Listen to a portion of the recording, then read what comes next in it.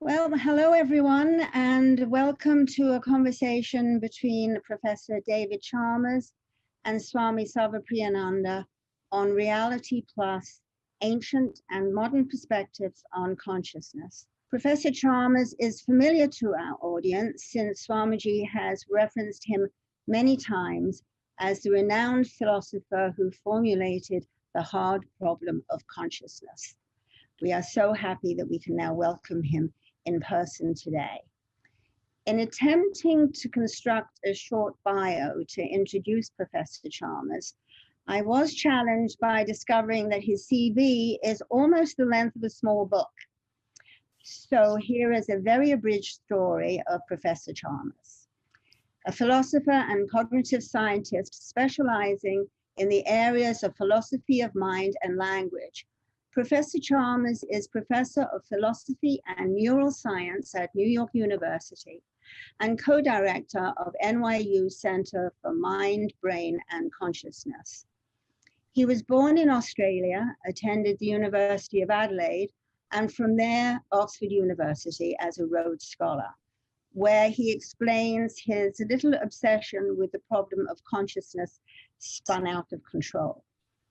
From Oxford, he moved to the US and obtained his PhD in philosophy and cognitive science at Indiana University. After professorships at various other universities in the US, in 2004, he returned to teach at the Australian National University, and 5 years later, moved to New York City, where he now resides, as well as the Hudson Valley. He has co-founded the Association for the Scientific Study of Consciousness, the Phil Papers Foundation, and 3 other centers for consciousness. He is also a fellow of the American Arts and Sciences and fellow of the Australian Academy of Humanities. Apart from innumerable papers and articles on consciousness, philosophy, metaphysics, cognitive science, and more, he has edited several books and is the author of 4 books: The Conscious Mind, The Character of Consciousness, Constructing the World, and his most recent book published this year, Reality Plus. And here it is. I hope everybody can see it. There's much more, but we really want to hear from the man himself. So on behalf of us all, Professor Chalmers, may I offer a very warm welcome to you. Well, thank you so much. It's such a pleasure to be here, talking to you all. Swami and I know each other from around New York University, where we've been to many events. We have events on consciousness, and from a philosophical perspective, from a scientific perspective, from a first-person and third-person perspective. We've had many interactions there, but I'm really pleased to have today this chance to have a conversation about different philosophical approaches to consciousness from many different philosophical traditions. Thank you, Professor, and thank you, Diane. Before we get into the discussion itself, I think I just wanted to say a few things in addition to what Diane said from a very personal perspective. I think one of the great things that Professor Chalmers has done is he has been an advocate for philosophy for everybody. Unfortunately, it so happens, like some other disciplines, philosophy also becomes, after a certain time, limited to a group of academicians, and then the general public lose interest in it. Luckily, in physics, for example, we have had some wonderful popularizers of physics, starting with Stephen Hawking, and we have Brian Greene right here in Columbia University. I think Professor Chalmers is doing that for philosophy, especially the way he lectures, his TED Talks, for example, and this particular book, Reality Plus. So it's going to create it is already creating a lot of popular interest in philosophy, and that's wonderful. The second thing, which I want to just touch upon before we get into it, is this, the dialogue between Eastern philosophy and Western philosophy, if you will. Professor Chalmers, I don't know, he's right here, so I don't want to say it to his face, but he is he's always described as one of the leading philosophers of mind. And if you ever talk about consciousness studies, especially the hard problem of consciousness, his name will always be there. If you look up, like the top 10 living philosophers in the world today, his name will always be there. But also, he is open to multiple perspectives on consciousness studies. This book particularly, Reality Plus, here is my copy, and I'm thoroughly enjoying reading it. This book, I was very happy to see that there are inputs from Advaita, from Sankhya, from Buddhist philosophy, from the Islamic philosopher Al-Ghazali, as well as the ancient Greek philosophers. You have Vishnu and Narada here discussing the problem of Maya. You have the great Buddhist philosophers, Nagarjuna, Vasubandhu. And so I always felt that there could be a very profitable dialogue between modern philosophy, modern Western philosophy, and the insights from ancient Indian philosophy and world philosophy on the very pertinent and important issues of consciousness studies. And this is what I see. I mean, I'd expected a little bit of that, but I see that throughout this book, almost every chapter has inputs from world philosophies. So thank you very much for that, Professor. In this book, I was just noticing that Professor Chalmers talks about whether the world is real, the old philosophical problem of the reality of the world, what we can know about the world, problems of consciousness and knowledge, what is real, and what is the criterion of reality, and then finally, what's the point of it all? I mean, what is the purpose of all of philosophy and life itself? And I couldn't help thinking, and especially it'll be relevant to this audience, the terms existence or reality, consciousness, and fulfillment in life, they correspond almost exactly to Sat, Chit, and Ananda, existence, consciousness, and bliss, which is the central theme of Advaita-vedanta, which is what we have been discussing in our groups forever. In retrospect, it's not such a big deal, because I think that's all that philosophy is about. Philosophy is about metaphysics, it's about epistemology, and what's called axiology, the theory of values.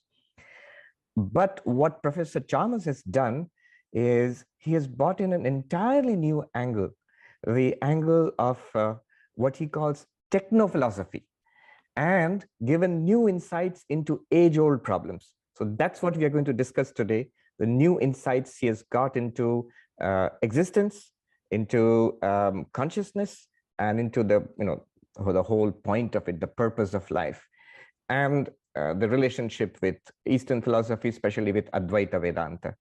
So I was thinking maybe we could start, maybe I could ask you, Professor, what is techno-philosophy, and how did you come to this? You've always been interested in consciousness studies and the philosophy of mind, but why techno-philosophy, and what are the new insights that we are getting from techno-philosophy?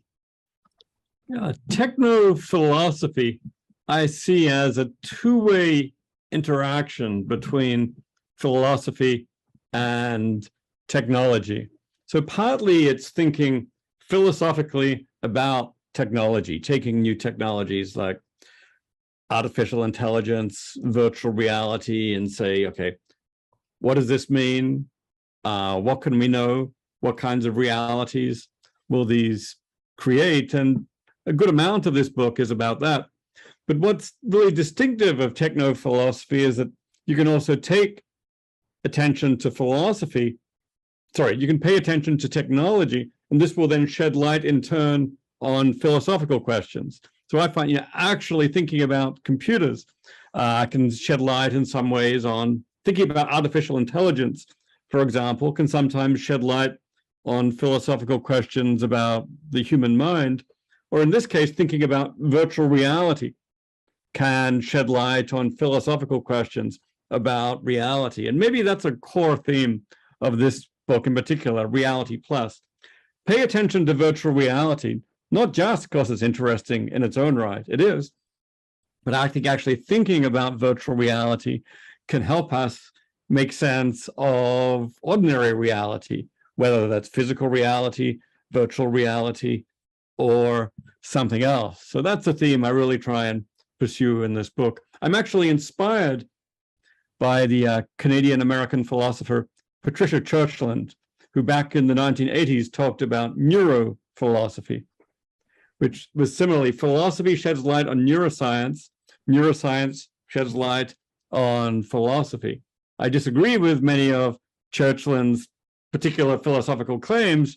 She's very reductionist about consciousness, whereas I am not. But I find that program inspiring, and techno-philosophy is meant to pick up on a similar spirit, but on technology. I mean, one way this comes out is in the whole hypothesis, for example, that reality might itself be, our reality might be a virtual reality, that physical reality might be some kind of simulation. This is the so-called simulation hypothesis, which many people think if reality is a simulation, then none of it is real.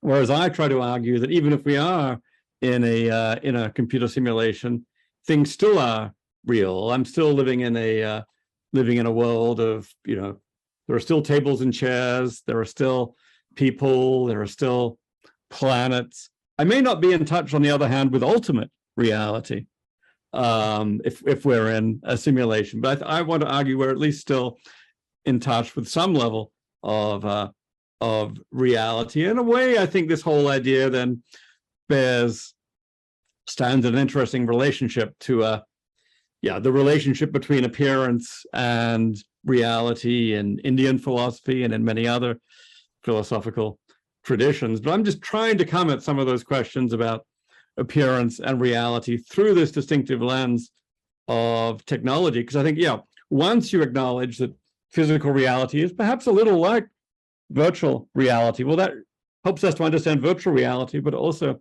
helps us to understand physical reality. I think that is one of the major themes of your book, how you take up virtual reality, which almost everybody thinks of as appearance, illusory, not real. And then you begin to show in what sense it could be real. Before we get into that, you do a great job of summarizing the criteria of reality, the 5 criteria of reality. I'll just talk a little bit about that and we can take it from there. In this book, Professor Chalmers says that, first of all, we need to know what is reality. When we talk about reality, how do you define reality? So straight off, one of the ways is that if you can see something, it's real. If you can see it, hear it, smell it, taste it, touch it, it's an object to our senses, it's real. Or a little more scientifically, if you can measure something, it's real. And so that's one criteria.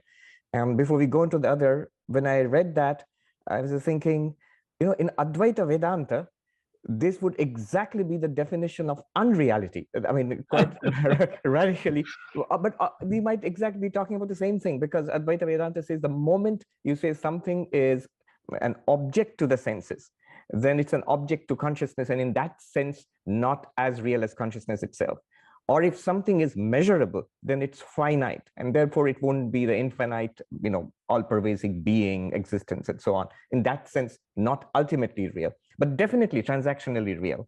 The second criterion of reality, another way of understanding reality would be causality. If things can do something, they're real. So I'm thirsty and I can drink a glass of water and it quenches my thirst, then the water is real. And I found this fascinating because this is an ancient theory of reality in India. It's called Arthakriya Karitvam, which means practical efficacy. And this was the criterion of reality used by the Buddhists. And I want to offer, the Advaita counterpoint to that, which is related to virtual reality also. What the Advaitins would say to the Buddhist would be, you could drink a glass of water and it would quench your thirst. And the next moment you could wake up and say that, oh, it was all a dream. In that case, even causality wouldn't have shown you that it was not real. The third criterion and is non-illusoriness. And this actually is the Advaita-Vedanta criterion for reality. The Advaita-Vedanta would say that if an illusion is that which is negated, and if you can in principle say that, oh, it's false, this was not real, it was a dream, it was an error, or it was a virtual reality, I have now come out of it, I'm in the truth now, I've woken up. In that case, that earlier experience was not real. So if it's negatable by this kind of experience, that it's not real, then it's illusion. So something that cannot be negated. So here's another question. I'll come back. I'll sum it all up in the end. But you quote Cornel West that it could be illusions all the way down. But would you agree that with the Advaitin, that there is one thing that cannot be illusion on this criterion of reality, and that's consciousness itself, because that's the one which judges whether it's an illusion or not an illusion. It's to consciousness that the illusoriness has to be proved of an unreal, of a simulation or whatever. And then, of course, you go on to two more criteria of reality. One would be, I think, from Austin, that is the genuineness versus the fakeness of something. But I think this is a lot to be going on with. Would you, and it's a personal interest, and I think for everybody here in this audience, would consciousness pass muster as, as being the foundation, from which you can judge illusory or non-illusory, and by the criterion of non-illusoriness, would consciousness be reality? And what would techno-philosophy say about this? What would techno-philosophy say, for example, about measurability or seeability as a criterion of falsity, and not as reality? And about practical efficacy, like things work in a video game, but when we come out of the video game, we don't say that was real. I don't know, what's your take on all this? Yeah, that's extremely interesting. The Advaita take on these different notions of reality. And I guess I'm sympathetic with what you say, in that I think the most important criterion of reality is perhaps non-illusoriness. And that's the one that I end up putting the most attention on in the book, arguing that virtual reality can be real, for example, in the sense of not being illusory, or no more illusory than physical reality. But I completely agree about consciousness. I mean, it's been absolutely central to my work on consciousness, that consciousness is real and it's not an illusion. This goes way back. I mean, this is so central to so many traditions in Western philosophy, at least in modern Western philosophy. The classic statement comes from René Descartes saying, well, I think, therefore I am. It's like I can doubt the external world, but I can't doubt my thinking, my consciousness, and therefore this is not an illusion. This is not real. This is real. And I'm very sympathetic with that. I mean, there is, in recent philosophy, a quite important line that tries to extend the idea of illusion to consciousness, and says consciousness itself may be an illusion. Someone like Daniel Dennett sometimes puts his view, at least an extreme version of his view, by saying, we're not really conscious, we're all zombies, beings without consciousness. We just think we have these special properties of consciousness. That's an illusion. I actually find that view fascinating, but I can't agree with it. I mean, for me, consciousness is a datum, and it's fundamentally real. And so I'm prepared to put that at the epistemological foundation, that consciousness is real. But I'm also interested, this book is, a lot of my past work has been about consciousness and its reality. In this book, I'm trying to get, consciousness is a focus, but I'm also especially interested in the world beyond consciousness and whether that is real.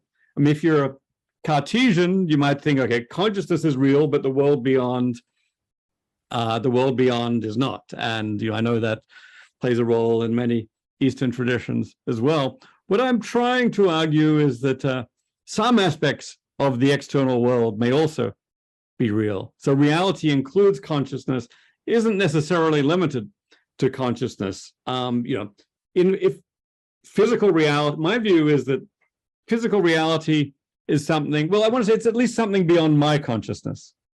There's my consciousness, there's a world beyond my physical reality. there's a world beyond my consciousness that affects my consciousness. And I want to say that world, those aspects of the world are real too. Of course, saying that still leaves open what their nature is. There could be a physical world out there. It could be a virtual world out there, or it could be a world of consciousness out there.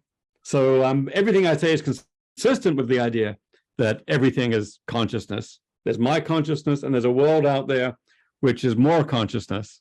But it's also consistent with the idea that it might be a physical world out there which is something beyond my consciousness. So I guess what I'd say is, yes, consciousness is absolutely real. Is consciousness all of reality? However, well, it could be if these certain idealist views are true that say all of external reality is just more consciousness. I'm interested in that idea, but I'm not, I'm also open to the idea that external reality could have a nature which is not consciousness. Maybe it's physics, maybe it's digital. I talk about the it from bit view in the book, the idea that reality is made of bits. And I actually, well, if you want to throw that into a consciousness framework, we can then combine that with what I call the it from bit from consciousness view, that the bits themselves are grounded in consciousness, if that's the view you like to take. But I'm somewhat neutral on the fundamental physics of the external world here. So, but consciousness absolutely is real. That's so fascinating, and there's so much packed into that. But before I forget, you've just given me an idea for thinking about a new topic and a new talk, which I'm going to call, taking up from you, it from bit. I'm going to call it from chit. This is the CHIT, that is the Sanskrit for consciousness. Fantastic. Right. What Professor Chalmers is talking about is, here in this book, he mentions how there's a new discussion in particle physics about the tables made of molecules and molecules of atoms, atoms of subatomic particles down to quarks, maybe even superstrings.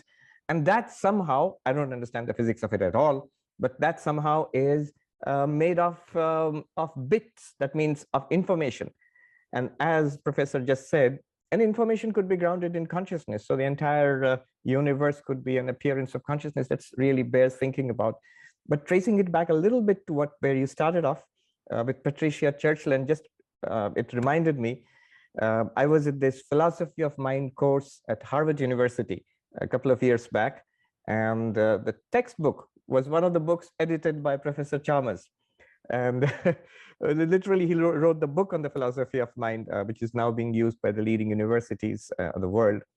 And Patricia Churchill's, I think one of her essays was included there.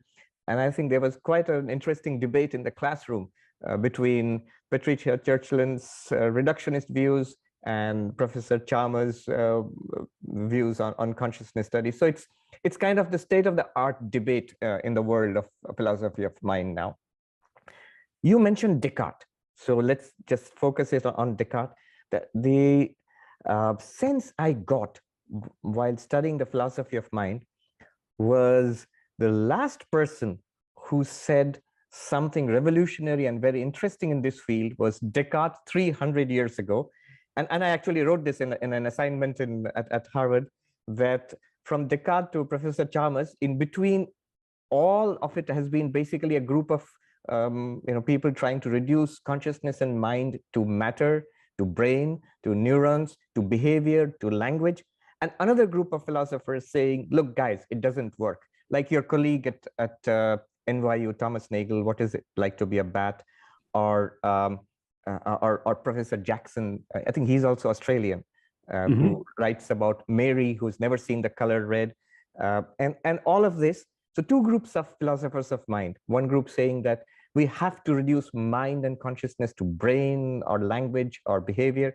And another group saying it can't be done until you come along and you formulate this whole thing in terms of the hard problem of consciousness. By the way, I love it when you say in the book, Descartes' cogito ergo sum, I think, therefore I am. You make it sharper. You say, I'm conscious, therefore I am. And thinking comes a little bit after consciousness. So tell us, what was Descartes' contribution and what were the problems like interactionism which arose out of it, and the insights you get from techno-philosophy, which can actually solve the problem of the Descartesian duality. Yeah, well, I think you're giving me a little bit too much credit here. I think there've been many wonderful philosophers along the way in the centuries since Descartes.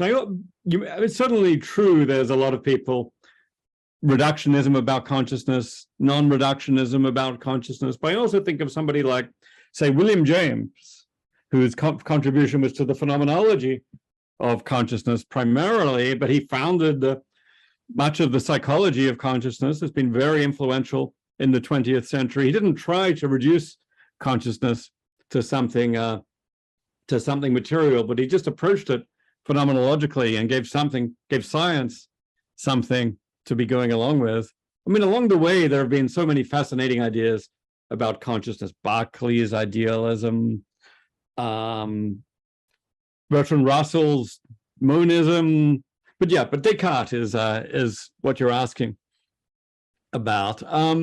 Descartes was really, he had so many seminal contributions to the modern Western traditions, of course, many of which have predecessors in much more ancient traditions. First of all, his arguments for doubting the external world, and here he follows many great ancient philosophers and say, how do I know reality is not an illusion? How do I know I'm not dreaming? How do I know an evil demon isn't fooling me? But then he says, well, there's one thing I'm sure of, one thing. Maybe I can doubt the external world, but I always know that I am here doubting. And as you say, fundamentally, I am here conscious. Scholars tell me that when Descartes uses this word cogito, he always means conscious. It includes conscious sensation, for example. You and I might think that's prior to thought. But when he says, I think, he really means I am conscious in this broader sense. And then when he does this, he says, so I am essentially, he says, a thing that thinks, by which he means I am essentially a conscious thing.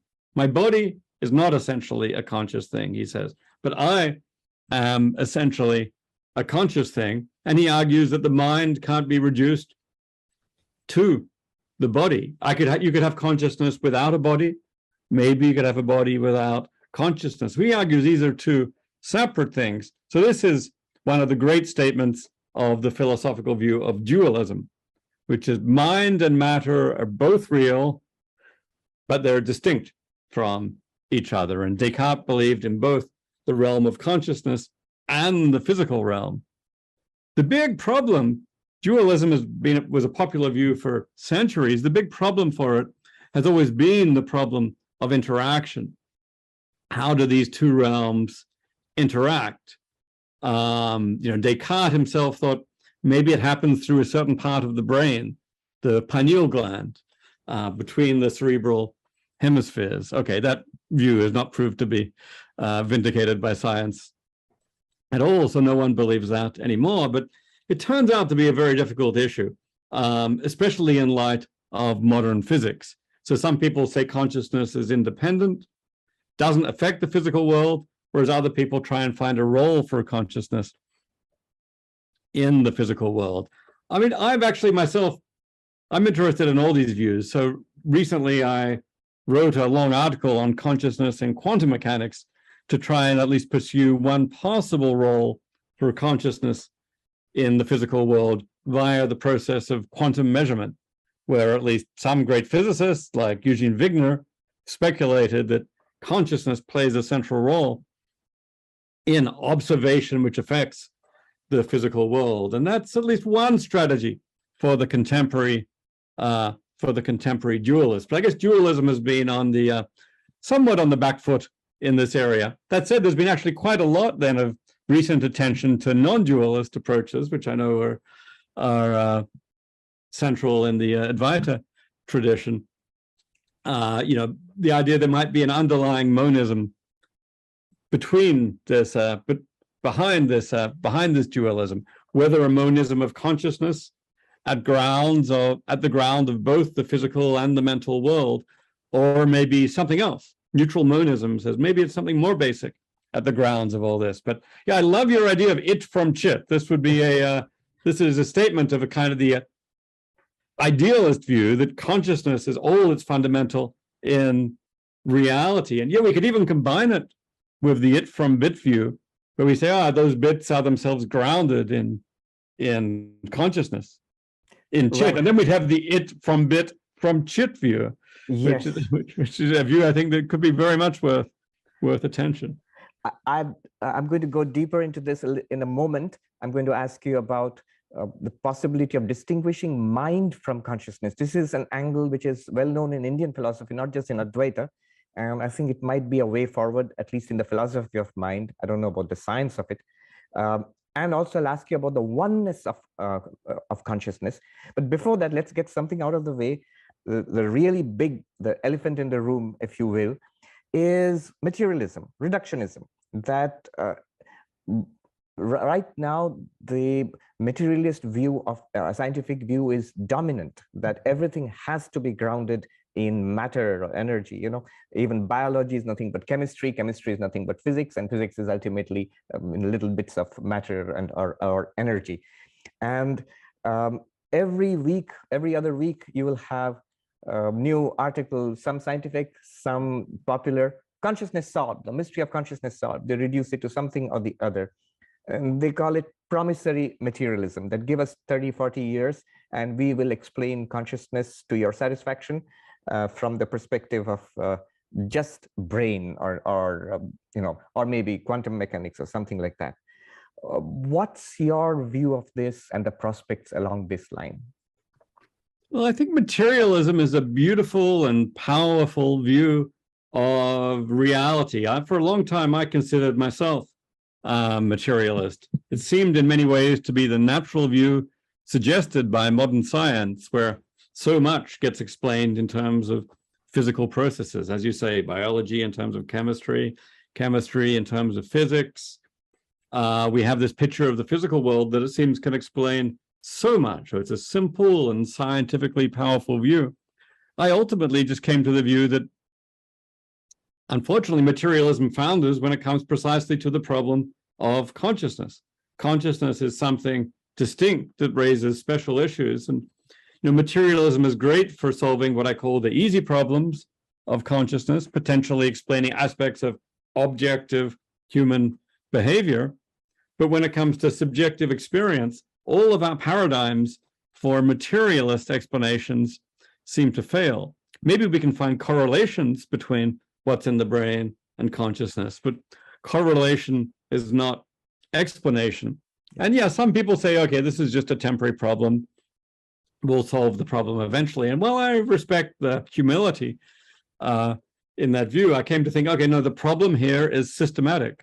There are just certain limits on what you're going to get from purely physical explanations of reality, and they won't ultimately address the hard problem. So I ended up saying, okay, well, materialism, although very attractive, is false. The data, if you like, the data of consciousness force us to reject it. And that then can lead you to dualism.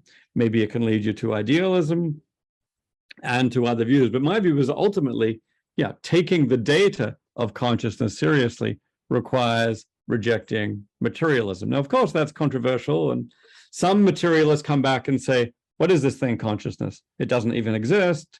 Others try to be more ecumenical and say, yeah, well, consciousness does exist, but we can explain it. Or some will say, well, okay, we haven't explained it yet, but we eventually will explain it. And, I think we all should have some humility about what we're going. Maybe there'll be new, amazing, crazy ideas out there for a materialist solution to consciousness. But in the meantime, I've been, pursuing, I think there's a lot to be said for pursuing other views, even in light of contemporary science. Non-reductionism in science can be quite compatible, I think.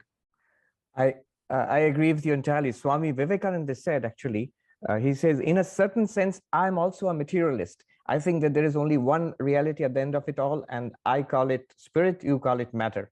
But until we come to that one reality, I think it's important to keep forcing the issue and take a stand on. Now, I want to introduce something which has not been discussed or at least highlighted in the present discussions in the philosophy of mind. That is the distinction between mind and consciousness. Note how we were talking just now, we distinguished between bit and consciousness. So for example, if you take the data of consciousness itself, Advaita-vedanta would say, notice how when we say it feels like something, what that something is, it keeps changing. So for example, the experience of a red rose is different from the experience of the taste of coffee. So the rose and the coffee are different and the experiences are different. But notice one thing constant between them, that it still feels like. The something keeps changing, but the feels like. And the advantage of this split would be, in that case, mind would be the content of consciousness, and it would keep changing with every experience. And that would also explain why conscious experience, which is now a compound of the content and consciousness itself, it would also explain why conscious experience seems to correlate so closely with brain activity. According to Advaita, or most Indian, in fact, all Indian philosophies, mind is also a kind of matter. And that's surprising to many people. But mind is the two kinds of matter: physical matter or gross matter, and subtle matter. Subtle matter is what we experience as objects in consciousness directly. In that case, the interaction between mind and brain would not be such a problem in principle, because both would be kinds of matter. And consciousness would be, in fact, in that case, something distinct. And the question people ask is, a reductionist would ask, show me one thing that this consciousness of yours does. And we could immediately say, it gives everybody the feeling of, it feels like something. Yeah. So what's your take on this? Would you agree to, or what do you think of consciousness being independent of mind and giving rise to conscious experiences? Yeah, that's very interesting. I think people use these words mind and consciousness in so many different ways, and some people say, well, there can be mind, mental states which are conscious, and others which are unconscious, and so on. But I think the distinction that you're focusing on here, yeah, people sometimes, I kind of think of consciousness as having two poles, if you like. There's the contents of consciousness, what you're aware of, and there's like what you might think of as awareness itself, the relation by which you become aware of these contents. Some people talk about the contents and the screen that the contents are displayed on, so on. Maybe that's another way of getting at the idea. But yeah, I think of it as, well, all consciousness involves awareness, and the consciousness that we're most used to involves awareness of some contents.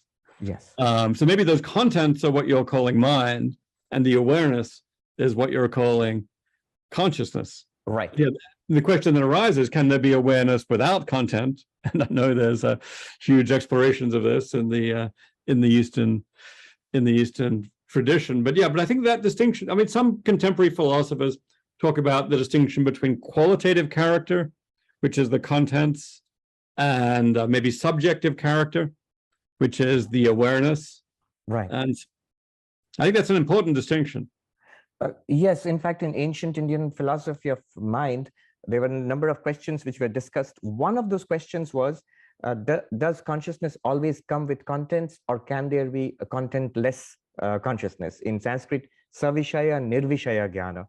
And there was this modern German philosopher, Husserl, who talked about the intentionality of consciousness. So the possibility, at least, of non-intentional consciousness. Just like I give the example of light through the darkness of space. It just looks dark, but there's light there. You just need an object for it to reflect off, and then you have the experience of illumination. The object is illuminated by light, but light is also revealed by the object. Otherwise, we wouldn't see the light itself. Let me go a little further than this. If we can abstract consciousness from mind, or mind from consciousness, what would you say to the possibility of a singular consciousness? Instead of trying to divide consciousness into many experiences, many beings, I mean, now we're moving from different, philosophical perspectives. The Sankhyan would say that there are multiple consciousnesses, whereas the non-dualist, the Advaitin, which is sort of my home tradition, it says that the difference lies in the objects of consciousness, but in consciousness itself, there's no distinction.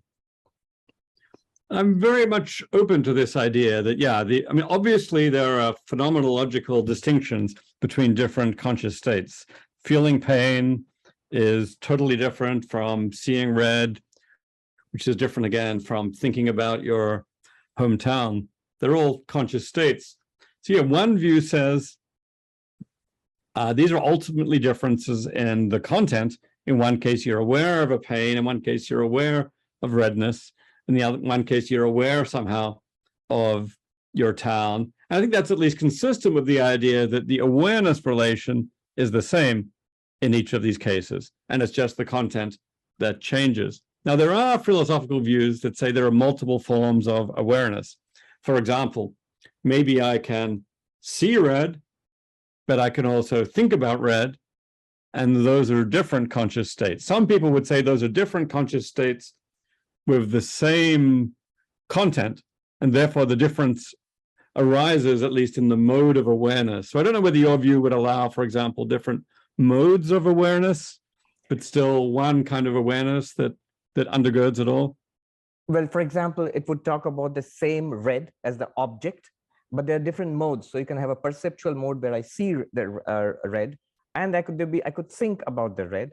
But behind it all would be one uniform awareness, which just gives you the first-person experience of either seeing or thinking about it. Yes. Now, that's really very interesting. I was just thinking, let me give you what most people, technical philosophers and the layman would consider, like you said, the master argument, for master argument for reductionism. For that materialism is right. So we have here in the Vedanta Society our senior most member, Bill Conrad, who is a retired biophysicist, and his master argument against what we have been talking about now is that, Swami, it's not true that consciousness is the underlying reality. For example, we could both leave this room and keep a camera on in this room, and there would be no conscious beings in this room. We'd leave it, we come back again and see the pictures in the camera, and the camera would show an empty room happily existing without any kind of consciousness. It's not true that physical reality is just an appearance in consciousness. It exists outside of consciousness. This is one of the criterion of reality which you put forward. Now, my argument there was this distinction in Advaita-Vedanta between consciousness and knowing. And so the argument goes like this. I said to him, Bill, in your consciousness, you thought of this experiment. In your consciousness, we set up this camera. In your consciousness, we left the room. In your consciousness, we come back into the room. In your consciousness, we see the pictures of an empty room and come to the conclusion room existed without consciousness. Where did you step outside consciousness at any point? And so what would you think of that argument? That's interesting. And I'm very sympathetic, actually, with this, the basic argument against idealism. Idealism being the view that consciousness is all of reality. I mean, one extreme form of idealism says my consciousness is all of reality. And then I start to, I'm very much moved by this sort of problem. I look away, I come back, and it's still there. Why is it still there? Oh, well, something my consciousness changed, but there was something there that was constant. Of course, there's a famous poem about this. I think it's by the Oxford academic Ronald Knox, which I quote in the book. See if I can look it up here. About it was an argument against Berkeley, who thought that all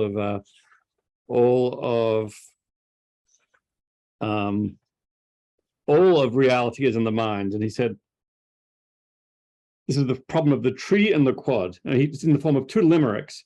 There once was a man who said, God must find it exceedingly odd if he finds that this tree continues to be when there's no one about in the quad. So he goes, well, when no one is in the room, somehow the tree is still there. How can that happen? If reality is all in the mind. And then the reply is, "Dear sir, your astonishment's odd. I am always about in the quad. And that's why the tree will continue to be, since observed by yours faithfully, God." God, yes. That's a famous reply. But if you tweak that argument, that to consciousness appears two kinds of things, knowing and not knowing. So for example, in a dream, we get the sense of inhabiting a world in which we are knowing a slice of that world. I can see people and I can interact with some people and have a vague idea of an entire vast unknown world all around me. But when I wake up, the whole thing, the known slice of that world and the entire so-called unknown world would still be a dreamt world in the whole thing. And exactly like that, in the waking state, we have slices of knowledge and a vast unknown all around us, but the whole thing as known and unknown, both being still in consciousness. I mean, you can't step out of consciousness at any point. Maybe there's an argument that there has to be something at least. I mean, I would normally think of this as an argument that has to be something at least beyond my consciousness. Yes. To explain why the tree is still there, has to be something beyond my consciousness. Maybe it's your consciousness, maybe it's God's consciousness, maybe it's a physical world, but there has to be something beyond my consciousness. But I guess another view is that, hey, well, maybe my consciousness is bigger than what I know, to bring in the distinction with knowledge. Right. And then I guess I would just say, okay, well, now there has to be something beyond, let's call it my known consciousness, the aspects of my consciousness that I am aware of. And instead of saying the extra part is God's consciousness, maybe you could say the extra part is an aspect of my consciousness that I don't know about. And that's what's underlying all this. And I don't know which of these would be closer to the... I think the Advaita view is exactly why it's the same argument they have against the subjective idealists, which in the Advaita case were the Buddhists. So I think that in the Advaita view, it would be they in fact argued very strongly against the subjective idealists, who were the Buddhist philosophers about 1500 years ago, who seemed to be saying exactly what Berkeley was saying. And the Advaitins did not agree with them. That was surprising because they seemed to be saying similar things, that things are in consciousness. And the Advaitins said, no, it's not my consciousness. It's not, the world is not an imagination in your mind, the way a dream might be an imagination in your mind. So the world does exist apart from your mind. But then they talked about a global consciousness in which all minds were appearing and known as the unknown. And that's fascinating. Let me see the chat, because we had promised our audience here. If you're okay, could we go to the questions in the chat? I think we're just about 10 minutes left. There is Alpana Chatterjee who's saying, Professor, how would you define consciousness? Oh, that's a global question. That's such a big question. But it's hard to define these, give definitions for these big philosophical terms. But I always like an expression that my colleague Tom Nagel, who Swami mentioned, used, which is, is there something it's like to be a bat? What is it like to be a bat? We don't know what a bat's consciousness is like, but we think there's something it's like to be a bat. So we can say now a being is conscious if there's something it's like to be that being. Maybe there's something it's like to be me. Maybe there's nothing it's like to be this cup. So you're conscious if there's something it's like to be you, and your conscious state is what it is like to be you at a given time. Maybe that conception of consciousness is as good as any, at least as a starting point. That was another central paper in the philosophy of mind. What is it like to be a bat? Thomas Nagel. Yeah. If I could give the Advaitic definition of consciousness, it's a sort of negative definition. It says consciousness defines it as not this. So whatever you can designate as this in your experience, this table, this hand, this thought, that's not consciousness. That's all appearing to consciousness. So it's sort of in the indirect way of pointing back towards consciousness. Here is Rekha Kalekar. She's asking, Professor, isn't consciousness that which enables one to become aware of the physical and virtual reality? If that's the case, And how can physical and virtual reality be apart from consciousness? This, yeah, so if you're aware of physical reality and virtual reality, in fact, everything is you're aware of them in consciousness, and there's no way you can step outside consciousness, to see them separately. You can't, I mean, let's put it this way. If whatever we are aware of, it's always in consciousness and you can't separate the two, then doesn't this point to everything being sort of in consciousness, or they don't exist apart from consciousness? Yeah, it's interesting, but you yourself have been making this distinction between awareness, consciousness, and the contents of consciousness. And to me, that at least leaves open the idea, okay, maybe the contents of consciousness are just part of consciousness, but hey, they could be something distinct from consciousness that consciousness makes you aware of. And I'm at least, I think some dualists, for example, would say, well, yeah, there is a mental world of consciousness. There's a physical world that's not a world of consciousness, but consciousness is like this relation, this arrow, this ray that gives us, enables us to become aware of something outside itself. I have to confess, I quite like this view of consciousness as a way of something. It's a way of knowing something outside itself. It could be that all we're knowing is just more consciousness. I'm open to that idea, but I quite like the idea that there's something outside of consciousness that we actually become aware of through consciousness. That just reminded me about something being external to consciousness, which we become aware of through consciousness. One argument, and this I get again from Bill, who is, by the way, 98 this year. He says that the very complexity revealed by science shows that things revealed by science cannot be consciousness. They must be objects revealed by consciousness. Would complexity be an argument for an external existence? I mean, conscious states can themselves be complex. I agree there's a lot of complexity in the world. I mean, the universe has been revealed to us as enormous, as complex, involving levels of complexity that, again, seem to go far beyond what I find in my own consciousness. So that, to me, is another argument that there needs to be something beyond my consciousness, or at least beyond the aspects of my consciousness that I know about. I think we've got good reason to believe in, the processes that physics postulates, for example, the enormous complexity of the physical world. It's possible that all that could be grounded in consciousness, though.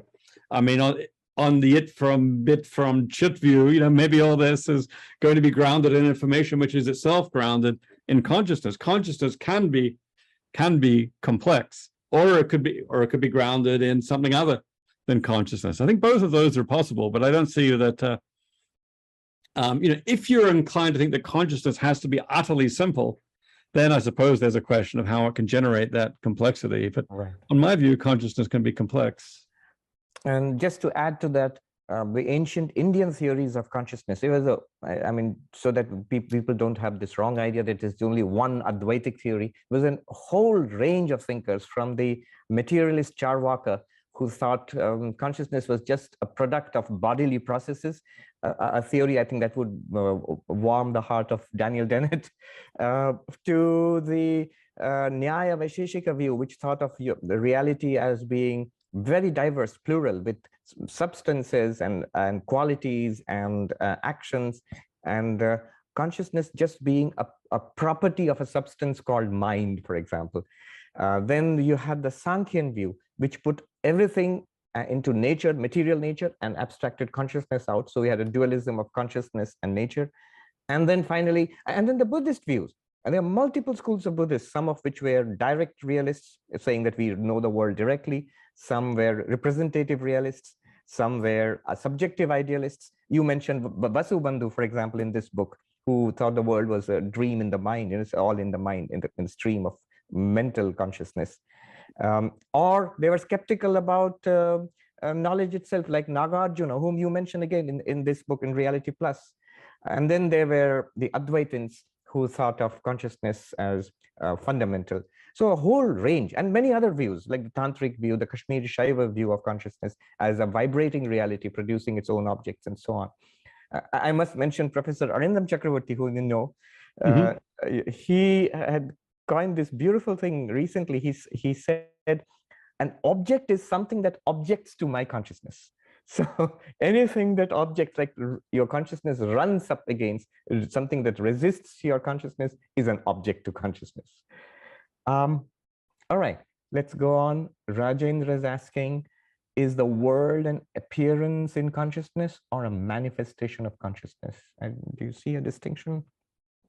That's interesting. I mean, three possibilities. I mean, if you're a subjective idealist, maybe you say all there is to the physical world is that it's an appearance in my consciousness. Or maybe if you think the world could be an appearance in God's consciousness or in the universal consciousness.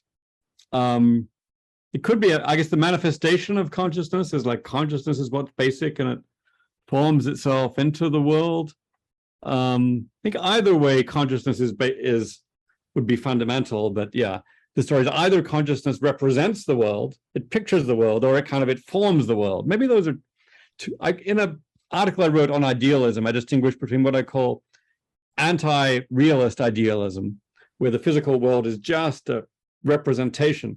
It's just represented in consciousness. It's just an appearance. And realist idealism that says, no, consciousness actually forms itself into the world. Maybe that would be more like the manifestation view. So both of those are available. There's also the third view, which I was indicating some interest in, that the world is actually something outside consciousness that consciousness can come to know. But I think all three of those are possibilities. But I guess I'm especially sympathetic with some of these realist forms of idealism where the world is in a way a manifestation of consciousness appropriately formed and configured. Partha asks Professor Chalmers, what impels so many of us to reduce consciousness to brain or mind or even ignore it completely? And it's a good question. I mean, you know Daniel Dennett, you know him personally for a long time. What's that perspective? Is it simply the prestige and the dominant worldview of material science? Is that it, or is there something else? I think, I take materialism very seriously. It's a view that has a lot of power, a lot of science, a lot of explanation behind it. So there's you wouldn't want to reject the materialist worldview without very good reasons. And I think ultimately consciousness does provide a good reason. But I understand people that think, materialism is the view that we ought to take most seriously because of its support by science. But some people do that in a thinking, reflective way. Daniel Dennett certainly does that. He's very reflective about it. And he realizes that he has to take very strong views, take a very strong and rather extreme view to reject consciousness. He ends up saying it's a kind of illusion. And I at least respect that, because that's a kind of materialism that pays the price, of being a materialist. You have to say consciousness is an illusion to be a materialist. And that's not a bullet I can bite, but I respect paying the price here. Other people, as Partha mentions, don't so much reflect on it, but just ignore it completely. And I think that maybe that's easy. I mean, you were saying before how it's easy to look, consciousness makes you aware of contents. Maybe some people just pay attention to contents and miss the consciousness. It's not always introspectively apparent. The philosopher G.E. Moore said consciousness, the thing itself, is transparent or diaphanous. You look straight through consciousness to the world, and it takes some attention to pay attention to consciousness, as people in this tradition will know. Absolutely. I mean, you mentioned Moore, and I can't resist asking you this, although we are totally out of time. But when I read that, the diaphanous, the transparent nature of consciousness, what struck me immediately from an Advaitic perspective is, look, you are treating consciousness as an object. And that's why when you pay attention to it, you think it's now like a transparent object, but it's not an object at all. You're not looking through consciousness. It's consciousness which is looking. Consciousness can never become an object. And just by the way, because I've got you here, I just wanted to ask you your opinion about Moore's, two hands, the little paper which is supposed to have disposed of subjective idealism in the 20th century. I see this, I raise one hand, and then this is the other hand, and therefore, there is an external world. It seemed to me that paper was, it didn't really do away with subjective idealism from my perspective. Do you know the paper I'm talking about? Sure, of course, yeah, very classic, famous. yeah.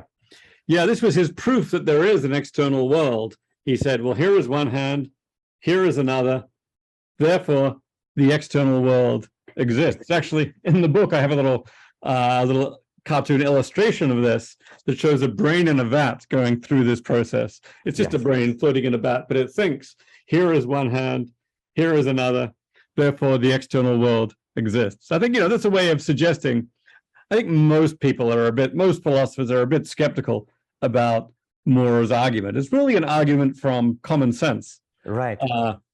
To a certain view of external reality. But common sense is important, but I think we need to be we need to be open to the idea that reality may be stranger than we thought. And, some bits of common sense we'll hold on to, other bits we will discard. So I think that, Moore is a great philosopher of the common sense tradition. I find myself not so sympathetic with the common sense tradition. Right. I know we have gone well over time now, but I just ask this. Professor Bose is asking, Professor Chalmers, what is your opinion about the conception of subtle matter as opposed to gross matter, as brought up by Swamiji? And what I meant there, I think what he also means is, would it take a revolution in, say, physics, maybe quantum physics, or discovery of a new form of matter, which would make maybe mind also, like you could explain the contents of consciousness, for example. I don't know if I'm making myself clear, but you have mentioned in different ways in this book, like the idea of it being based on consciousness. There are interesting views about what is actually the nature of matter. And, some people think the nature of matter itself involves consciousness, like underlying all of physics is some fundamental states of consciousness. I don't know whether that might count then as consciousness being subtle matter, the underlying matter. But another idea I'm open to is there might be something possibly more fundamental than both consciousness and matter. I could call this X. X is the thing. It gives you consciousness and it gives you matter and it underlies both. That would be a form of monism of this unknown thing, X. I talk about the it from bit from X view in the book. And then I think that would also be I take it that whatever X is, maybe then we could think of this as a subtle materialism, a subtle matter of X. So maybe there's it from consciousness, when consciousness could be the subtle matter, but maybe there's also this new neutral thing, X, that underlies both consciousness and matter. Both of those would be non-dual views. Excellent. I was just going to ask you Kalyan Basu's question as the last question, but I think you've already answered it. He asks, is information or bit, is it fundamental or is it approximation of measurements by limit? I think you just answered it, that it's clearly it is limited and there could be something more fundamental than bit. I think there is a view, which I find very interesting, what I call the pure it from bit view, where the bits themselves are fundamental and nothing underlies those bits. It's just pure, like 0 or 1, pure difference. But I'm actually more sympathetic with the view that the bits are not fundamental. Maybe it's it from bit from consciousness. Consciousness underlies the bits. Maybe it's it from bit from X. Something else underlies the bits. Maybe it's it from bit from chit. It turns out, all of these ideas, all of these views have been explored one way or the other in these ancient traditions. And I'm just fascinated how many times you find ancient versions of these views and then their modern developments. And I've learned a lot just from in this session from seeing how these issues arise in so many traditions. I don't want to let you go, but I have to. We have run out of time. But for everybody watching, and it's going to go on YouTube, and a lot more people are going to watch. So that was David Chalmers on Reality Plus. I strongly recommend this book if you're interested in Advaita-Vedanta, in Buddhism, if you're interested in the philosophy of mind, if you love Matrix, the movie, which is there prominently in this book also. Diane? Yes, I want to join by saying, whatever reality we are in, you are leaving us wanting more. And I do hope there will be another talk in the very near future, Professor. And I wish you, and on behalf of everybody, the very best for this new book of yours and much success. Thank you so much. Thank you. Namaste to Professor and everybody else. Thank you. Thank you, Diane. Thanks so much to all of you. I look forward to continuing the conversation. Absolutely. Absolutely. Thank you very much. Thank you.